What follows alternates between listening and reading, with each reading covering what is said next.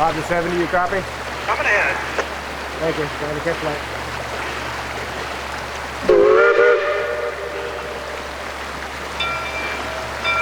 Come on.